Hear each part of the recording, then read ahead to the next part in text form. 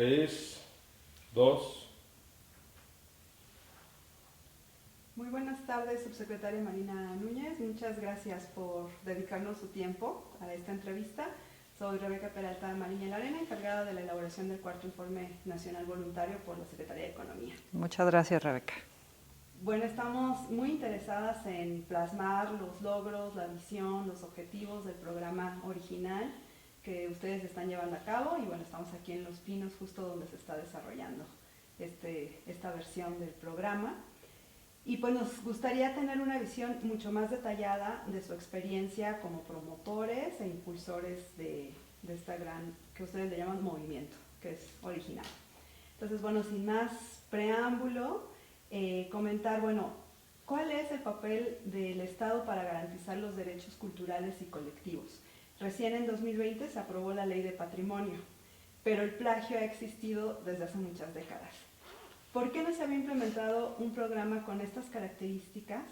Y si imagina este programa en un gobierno distinto, en una administración distinta, ¿y por qué esta administración impulsa original? Bueno, yo creo que una política como esta va muy unida a una administración como la que tenemos la suerte de ver ahora. Donde se habla de los pobres, donde se habla de la gente que se había quedado atrás, donde se están mirando lo que antes eran las periferias y que finalmente han sido centralidades, al menos a nivel cultural. México, el Estado mexicano históricamente ha aprovechado la figura de los pueblos indígenas para muchas cosas. Ha aprovechado sus iconografías, sus costumbres, sus textiles, su comida, y nunca se ha redituado o devuelto a quienes portan y conservan toda esta tradición, pues como debe ser, porque se les ha visto incluso pues como pueblos que no forman parte de la idea que se tiene de desarrollo económico. Y pues lo que tenemos aquí es que cuando hablamos de cultura, cuando hablamos de derechos culturales, tenemos que estar hablando de todo mexicano, y pueblos indígenas y afrodescendientes pues lo son. Yo creo que es la primera vez que se asume la responsabilidad que el Estado tiene. La Secretaría de Cultura, la propia secretaria desde el primer momento puso su línea de trabajo a hacer efectivos los derechos culturales, y esto es parte de hacerlos realidad. Hacer efectivos es que beneficien a todos. Por eso creo que sí es importante el carácter y la humanidad que tiene este gobierno para impulsar este tipo de políticas. ¿Por qué no se había hecho? Pues no sabría decirte. Yo creo que básicamente porque no se les veía, o no se les quería ver, o se les veía cuando se les necesitaba. Muchas primeras damas han usado huipiles y rebozos y nunca han hablado de quiénes los hacían, nunca han estado en las comunidades apoyando los procesos de producción o viendo que eso no se pierda. Ahora, por primera vez, se toma como política pública este tipo de acciones que son de acompañamiento a las comunidades creadoras tradicionales. La ley, que en efecto se publicó hace relativamente poco, lo que vino a hacer es a reforzar una política que en Secretaría de Cultura ya habíamos iniciado, al menos en la rama textil, porque era de las visiblemente más plagiadas o que conocíamos más, porque no dudo que suceda lo mismo en otros sectores, pero este es de los más conocidos. El plagio en efecto ha existido todo el tiempo, seguirá existiendo seguramente, y creo que es un asunto de tiempo que se vaya reduciendo la posibilidad de hacerlo, porque plagia el que puede. Si una comunidad o si un grupo no tiene detrás de él o junto a él el soporte jurídico, ético, de difusión que necesita para reclamar un plagio, es muy difícil que lo haga. Y a veces empiezan a formar dinámicas muy viciadas entre grandes mercados o grandes corporativos y pues artesanos o creadores de las comunidades indígenas. Entonces sí es muy importante que el Estado esté presente, que se manifieste de manera fuerte como se ha hecho desde aquí. Original le llamamos un movimiento porque surgió a partir del plagio, de que se levantó la voz, de que la titular de una secretaría mandara cartas, eso no había pasado, a grandes empresas, pues preguntándose por qué se había llevado a cabo el uso de ciertas iconografías que pertenecían a pueblos indígenas de México, si se había tenido contacto con estas comunidades, y las respuestas invariablemente eran negativas. Ni siquiera sabían en algunos casos a qué culturas pertenecían las iconografías. Entonces, lo que se ha logrado con todo esto es a veces que se bajen colecciones enteras, que inicie un proceso de resarcimiento, que eso es lo importante, y en otra deriva también inician procesos nuevos de colaboración. Quieren tener acercamientos con las comunidades y nosotros lo que hemos hecho con ellas es crear lineamientos para este tipo de relaciones. Y hay algo básico que Original ha puesto sobre la mesa, que es que si tú no concibes al otro como tu igual, no hay manera de que inicies una colaboración justa y ética. Bien. Hablabas hace un momento, subsecretaria, de los derechos culturales. Y en la ley también se habla de los derechos colectivos. Sí. ¿No? Entiendo que los culturales se pueden ejercer solamente desde lo colectivo también, ¿no? O están vinculados con lo colectivo. Los derechos culturales son como una gran casa y dentro de los derechos culturales están también los derechos colectivos, son como dos espacios distintos. Por ejemplo, los derechos culturales forman parte de los derechos humanos, es otra capa de esta casa.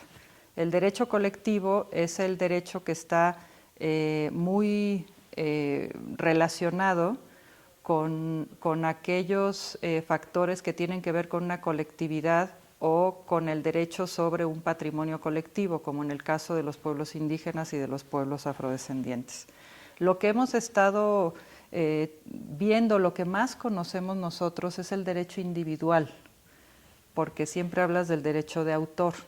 Esta es la primera vez que se habla abiertamente, aunque es un tema que ha estado a lo largo de mucho tiempo. Aquí se habla de cómo hacer efectivo ahora el derecho colectivo y creo que esa es la gran tarea que todavía hay que cerrar. Justo hacia allá iba. En ese sentido, ¿cuál es el valor de la comunidad para Original? La comunidad es el centro de Original. Original no existiría sin las comunidades artesanales. La comunidad es lo que los representa. Tú puedes hablar con un artesano y el artesano está hablando a nombre de una comunidad. Eso es algo que aprendimos desde un principio. No hay entes individuales, hay talentos individuales, por supuesto, pero que trabajan con tradiciones comunitarias. Y es el centro del movimiento, ellos son quienes a través de sus distintas formas y tradiciones te marcan el camino que tienes que seguir en el propio movimiento y en el evento, que es en lo que estamos ahora. En la documentación que tenemos acceso, se habla de que cuentan con un consejo de asesores, que son maestras y maestros artesanos que orientan a la Secretaría de Cultura sobre el programa y bueno, ellos dicen por dónde tiene que ir el programa. ¿Por qué un consejo asesor? ¿Qué sustenta la relación entre una institución gubernamental, en este caso la Secretaría de Cultura, con el consejo asesor? Es decir, ¿por qué escuchar a los artesanos para el diseño de políticas públicas? Porque siempre hay que escuchar. Las políticas públicas van dirigidas siempre a un sector, a una población, a una persona en particular y pues tradicionalmente se suelen hacer detrás de un escritorio imaginando cosas o suponiendo otras, quizá con cierto conocimiento sí de campo teórico, pero creemos, y creo que esta es una de las líneas también de este gobierno, que lo más importante es estar en territorio y estar en territorio es escuchar, es aprender y es proponer con base en lo que el otro te está diciendo que necesita. Entonces, así es como realmente las políticas públicas efectivas pueden llevarse a cabo. Por eso es tan importante o fue tan importante que en su momento se hablara de la creación de un consejo asesor conformado casi en su totalidad por artesanos. Cuando empezó Original, este consejo tenía 2/4 partes de artesanos, de maestros. Había gente que había trabajado con comunidades a través de distintas sociedades o asociaciones. Había también expertos en antropólogos, por ejemplo, expertos en arte popular, y empezamos a brevar del conocimiento de todos ellos, porque es importante conocer históricamente cómo se ha tratado el tema. Y después realmente fueron los propios artesanos los que tomaron la voz de ese consejo y se fue ampliando. Ellos empezaron a proponer a sus propios compañeros y tenemos un consejo muy fuerte conformado, varios de ellos son maestros premiados como Premio Nacional de Arte Popular, otros son líderes de sus comunidades o de sus regiones reconocidos. Es gente que ha estado pues luchando porque se haga valer la labor que hacen desde hace décadas y así se les reconoce fuera. Y la verdad es que han sido muy sabios en decirnos por dónde hay que caminar. Y cuando tenemos alguna disyuntiva, algún problema, hay temas que no sabemos cómo tratar, siempre llegar con ellos es un remanso porque siempre nos los resuelven. Entonces, creo que es básico que ellos estén con nosotros. Otro tipo de relación más desde la horizontalidad y reconociendo Sí. que tienen saberes, conocimientos y experiencias válidos, ¿no? Totalmente. Es más, yo a veces les digo que el pensamiento de uno como servidor público, como parte de una institución, a veces es muy barroco y a veces te vas a pensar en que la normatividad y los medios, ¿no? Estás como con muchos elementos alrededor. Y ellos son muy directos, a veces tienen como una lógica muy sencilla y creo que esa es una lógica además a veces muy de los pueblos indígenas, muy sabia, que tiende a resolver problemas. Ellos, las comunidades, sobre todo las indígenas, están acostumbradas a resolver sus problemas en comunidad. O sea, ese ejercicio es muy sano por parte de ellos, lo hemos aprendido y creo que eso ha hecho que avancemos bien en este movimiento. Bien. Nos comentabas un poco sobre estas lógicas de plagio, pues, que terminan siendo de expropiación o de saqueo de saberes, y no solo de saberes, de historia, de cultura, por algunas empresas extranjeras. Plagian los diseños, sus sistemas simbólicos, etc. Y sobre todo de algunos pueblos indígenas o afrodescendientes de Chiapas, Oaxaca, Hidalgo, que concentran los mayores índices de pobreza. ¿De qué manera estas prácticas ilegales inciden en la reproducción de la lógica de acumulación del capitalismo? Mira, la titular de Cultura lo dice muy bien. Dice, lamentablemente hay un binomio doloroso donde más pobreza hay mayor riqueza cultural. Y si tú vas a algunas de las comunidades que has mencionado, te va a sorprender el gran catálogo que tienen, si le quieres llamar así, de expresiones artísticas y culturales que no siempre conocemos, porque hay otras que se reservan en las propias comunidades. Yo supongo que en un tiempo mantener a todas estas comunidades tan poderosas por un lado, porque tienen la mano sobre nuestra identidad, o sea, quien maneja identidad maneja muchas cosas. Creo que mantenerlos al margen fue parte de una política que en su momento debió haberse pensado muy bien, porque no les generaba molestia, es decir, no hacía que peligraran ciertos equilibrios. Porque cuando uno habla de comunidades indígenas tan ricas culturalmente, también está hablando de un universo mucho más amplio, está hablando de otra manera de mirar el reparto de las tierras, de otra manera de explotar los recursos humanos, a veces otra educación, otra manera de mirar el mundo, la religión que también empieza a tener varias formas, incluso usos y costumbres, comida. Y todo eso pues no se ha dejado como abajo, se había dejado abajo, y cuando empieza a surgir te das cuenta quizá que pues a lo mejor la mantenían abajo porque si nosotros decimos que una alimentación más cercana a la tierra, más cercana a las tradiciones es mucho más sana, pues tendríamos que ver qué hacemos con todos los productos industriales que tenemos alrededor. Si decimos que hay bebidas que son naturales a base de fruta, a base de fermentación, incluso para las bebidas alcohólicas, ¿qué haces con esa gran industria que está detrás? Lo mismo con el vestido. Obviamente toda la ropa, las piezas que salen de las comunidades, pues tienen un valor y un costo muy similar a veces al valor que tienen. ¿Y qué dices cuando estás en una sociedad acostumbrada a la producción industrial? Entonces, creo que sí tiene mucho que ver con el capitalismo en ese sentido. O sea, en el capitalismo lo que te pide son este tipo de desigualdades quizá, y convierte a veces estas cosas como una alimentación especial, que pues acá es una alimentación tradicional, pero te la convierte en algo de lujo. Porque resulta que ahora quien come comida cercana a la tierra, productos orgánicos, pues tienen un nombre, y acceder a ese tipo de productos, al menos en las grandes ciudades, resulta carísimo. Lo mismo con algunas prendas.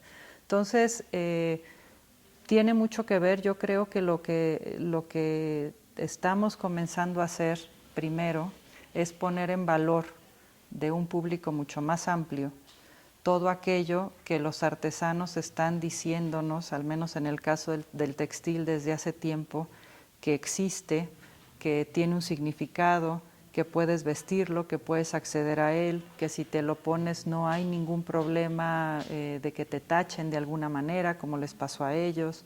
Es decir, creo que hay que quizá no normalizar todo este mundo, pero no hacer que sea tan ajeno a todos nosotros, porque siempre he estado cercano, siempre he estado ahí, y quizás sí sea momento de volver a abrazarlo, ¿no? Y de asumirlo también como propio, porque esto de ver ajenas las cosas pues también hace que o les tengas miedo o que las reprimas, y creo que no es momento para seguir con esa postura. ¿Ustedes han estimado el impacto económico que provoca el plagio de las comunidades de artesanos? Un poco saben cuánto ganaron las empresas globales de la industria de la moda con la apropiación indebida de estos diseños. ¿Cuánto dejaron de recibir estas comunidades por la apropiación de las grandes empresas de moda? No tenemos idea. Es más, no se sabe cuánto realmente facturan las grandes industrias. Se sabe cierto número que a veces se presenta, pero no tenemos idea. Aquí, ¿qué es lo que sí sabemos? Sabemos que cuando se plagia una iconografía, por ejemplo, de un textil o una técnica, lo que estamos haciendo es quitar la posibilidad de que los dueños de esa iconografía o de esa técnica tengan algún tipo de remuneración. Y esta remuneración puede ser económica, que tendría que ser económica, la ley dice eso, o reconocimiento. Cuando tú le quitas el sentido, lo plagiado, el gran problema que tiene, entre otras cosas, además del asunto ético y jurídico que está detrás, todo aquello que se plagia pierde su sustancia. Tú estás comprando algo que se quedó sin alma, porque el alma la dan las comunidades. Ellos hacen piezas únicas. Cuando tú reproduces industrialmente algo, le estás quitando lo original a la pieza y le estás quitando todo su significado. Es más, el significado que tiene la producción a través de sus distintas técnicas, también se lo quitas. Quizá lo tiene un primer modelo, todos los demás ya no. Y a veces ni siquiera el primero, porque se hace de otra manera, se hace con otras telas, las figuras a veces se retuercen, pero claramente están haciendo alusión a ciertas iconografías que se conocen de culturas. El plagio quita la posibilidad de que tú le des significado a las cosas, quita la posibilidad de reconocimiento a las comunidades, y si uno se pone a ver qué pasaría si a un gran autor, el que se te ocurra, alguien llega, lo plagia, o copia su novela, o copia su poema, la que se armaría. Pues aquí ocurre lo mismo. Lo que pasa es que no queremos verlo así. Y aquí no es una persona, aquí son comunidades enteras. Entonces, quitas reconocimiento, quitas la posibilidad además de que se retribuya la creación y que se retribuya la explotación sobre algo que no te pertenece. Entonces, a lo mejor en términos económicos pudiera hacerse una valoración, puede ser complicado, eso tendríamos que verlo con Secretaría de Economía justo, pero en términos de reconocimiento, pues es un robo en descampado, prácticamente. No es como si a ti te quitaran algo tuyo, pues eso es un plagio. Sí. Ahora, pensando un poco en los retos de este movimiento, la cultura entendida como algo vivo, en movimiento, no estático, la artesanía como única, irrepetible, arte como tal, en todo su valor. ¿Qué perspectivas tienen a futuro? ¿Qué planes tienen para potenciar el movimiento? Entendiendo que la artesanía no tiene necesariamente que verse como una economía marginal. ¿Hacia dónde va Original? Mira, Original está tratando de reforzar procesos de las propias comunidades para que estén en posibilidades de hacer una negociación con cualquier otro externo a la comunidad de manera justa, de manera igualitaria. Estamos también apoyando, cuando así ellos lo solicitan, capacidades, desarrollo de capacidades de innovación, por ejemplo, sin que se trastoque la tradición. Estamos apoyando también en una cuestión muy técnica de acabados a veces, y esto suele implicar también instalación de ciertos talleres. Está también pendiente analizar la ruta de las materias primas, que es importantísima en todo el país. Hay que ampliar un poco más también la convocatoria de las capacitaciones que tienen que ver con promoción, con difusión, con presentación de las piezas. Creo que ha habido un gran avance, por ejemplo, ahora en Original vas a ver que la mayoría de las piezas ya tienen una etiqueta. Eso es parte de una capacitación, porque el otro, el que va a adquirir la pieza, tiene que saber qué está adquiriendo, lo que significa, cómo fue hecho, cómo conservarla, y eso hay que ampliarlo un poquito más, ¿no? Cómo te difundes en las redes sociales, en los medios de comunicación, y ahí también hay que trabajar con el otro, con el que comunica, porque es otro lenguaje, porque es otra, hay que cambiar el lente con el que se ve el trabajo de las comunidades. Yo creo que por ahí hay que ir, hay que reforzar muchos procesos que ya se tienen, y lo básico aquí finalmente es seguir escuchando, porque este es un mundo muy dinámico, es un sector muy dinámico. Entonces las necesidades, las que tenías hace un mes, cambian inmediatamente al mes siguiente, y eso se logra pues estando en territorio, teniendo un consejo que esté en territorio, o haciendo estrategias que te permitan estar cerca para entender sus procesos. ¿Cuáles son las principales amenazas que tiene el programa? No vamos a decir externas, pero sí que no dependen específicamente de las y los artesanos. Amenazas, pues mira, amenaza puede ser que el apoyo del Estado se retire, que disminuya drásticamente, que no vea la fortaleza que las propias comunidades están ahora conformando. Hay voces ya muy fuertes, y creo que negarlas o callarlas sería un error muy grave. Amenazas también puede ser que no les apoyemos lo suficiente para que ellos sigan haciendo su trabajo y tengan la posibilidad de transmitirlo, que ellos lo hagan con dignidad. Creo que es algo que todavía hay que seguir trabajando. Esto es muy largo. Pensemos que son comunidades que han estado abandonadas históricamente. Entonces, revertir este proceso lleva su tiempo y la amenaza sería que no se viera y que se detuviera el trabajo que se hace con ellas. Y hay otra parte también que tiene que ver con medios de comunicación, con quienes expanden lo que se está haciendo en este movimiento. Si ellos dejan de tener la sensibilidad hacia lo que se está haciendo, si otra vez volteamos la cara hacia esas comunidades y sus necesidades, pues creo que todo sería mucho más difícil. Si hay un Estado, un gobierno y políticas públicas adecuadas que sigan en este camino, yo creo que las amenazas pueden irse disminuyendo, se pueden nadar con ellas. Bien. Y por último, ustedes han identificado justamente lo que le falta a la Agenda 2030, que es un ODS de cultura.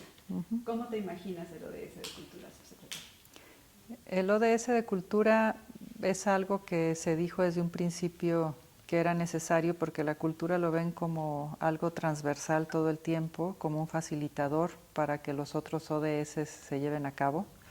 Y lo más justo era que los procesos culturales en sí se valoraran y se les asignaran indicadores, se les asignara el presupuesto, se le asignaran ciertas funciones específicas por la cultura misma.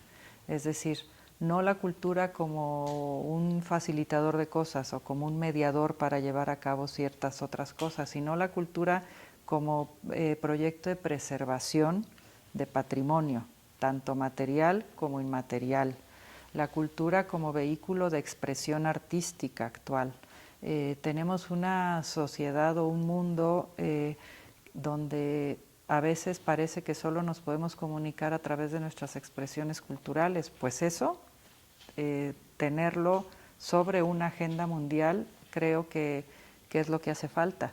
Pues, tenemos patrimonio material que está ahora en ejes que cruzan otros ODS, tendrían que tener su propio, el propio, que les permitiera conservarlo, saber cuáles son las amenazas que tiene, cómo hacer que sean más amables con quien visita todos los espacios como zonas arqueológicas, como espacios antiguos. Es decir, hay una serie, yo creo que la base de todo esto es que veamos a la cultura como una propuesta en sí misma, es un tema en sí mismo, no necesita de otros para que resurja. Entonces, esto es una de las grandes, fue uno de los grandes puntos que salieron en la reunión de Mondiacult. Aquí es un tema que planteó México a través de su Secretaría de Cultura y es un punto que todos los países aceptaron. Entonces, la necesidad que tenemos todos de que se reconozca la cultura en sí misma, pues creo que es grande y ojalá sí se resuelva en la próxima agenda. Pues muchas gracias por tu tiempo y por De nada. compartir el programa. De nada, para servirte.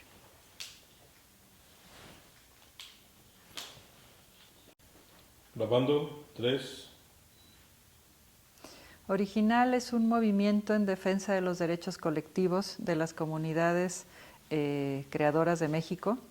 Es un movimiento que escucha, que dialoga, que está al lado de las comunidades y que clama porque toda la relación que se tenga con ellas sea una relación igualitaria, una relación de respeto y de reconocimiento.